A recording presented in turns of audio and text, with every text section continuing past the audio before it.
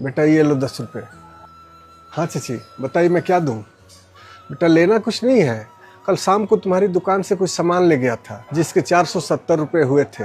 मैंने तुम्हें 500 का नोट दिया था और तुमने गलती से 30 की जगह 40 रुपये लौटा दिया था, और ये बात मुझे घर जा कर के पता चली। मैं तो कल रात ही तुम्हारे 10 रुपये देने वापस आया था, लेकिन तुम्हारी दुकान ही बंद हो गई थी, इसलिए मैं अब आया हूँ। अच्छा वैसे कहाँ रहते हैं आप? मेरा घर फातिमा हॉस्पिटल के पास है। अरे चाचा जी 10 रुपये वापस करने के लिए आप 4 किलोमीटर से आए हैं। अरे अगली बार जब सामान लेने आते तब दे देते। वैसे भी इस 10 रुपये से मुझे कौन सा फ़र्क पड़ने वाला है। जानते हो बेटा, मेरा बेटा अब इस दुनिया में नहीं है, लेकिन वो हमेशा कहता था किसी का पैसा अपने पास नहीं रखना चाहिए। जिसका पैसा है उसे दे दो, जिसका पैसा है वो चुप रह सकता है, लेकिन अगर हमने किसी का पैसा रख लिया तो उसका हिसाब ऊपर वाला करता है, और हमारे किए की सज़ा हमारे साथ साथ हमारे परिवार और हमारे बच्चों को मिलती है। अरे राजू जरा दुकान देखना, मैं अभी आता हूँ। अरे कैसे हैं अंकित भाई? अरे प्रेम भाई आप यहाँ कैसे? मैंने तो आपका पेमेंट कल भिजवा दिया था।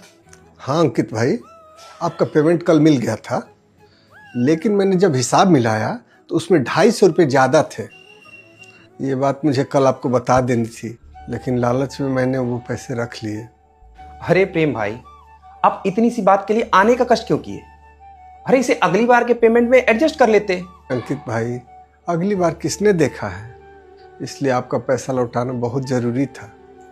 ऊपर वाला जाने कब कैसे हिसाब चुकता करे, शायद इसकी सज़ा मेरे बीवी और बच्चों को भी मिल सकती है।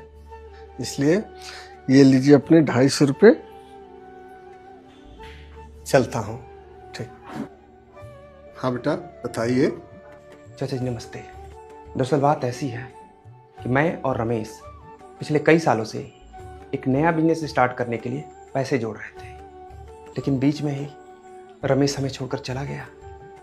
हम दोनों ने मिलकर 30 लाख रुपए जमा किए थे। लेकिन रमेश ने इसके बारे में कभी मुझसे जिक्र तो नहीं किया। और ये बात हम दोनों के अलावा कोई नहीं जानता, इसीलिए मेरे मन में लालच आ गया। लेकिन आज मेरे एक दोस्त की वजह से मेरी ज़मीन ने मुझे पूरी तरह से झकझोरा, और मुझे एहसास हुआ कि अगर मैं किसी का पैसा खाऊं तो उसकी हाय मुझे ही नहीं, मेरे बीवी बच्चों को, मेरे परिवार को भी लग सकती है।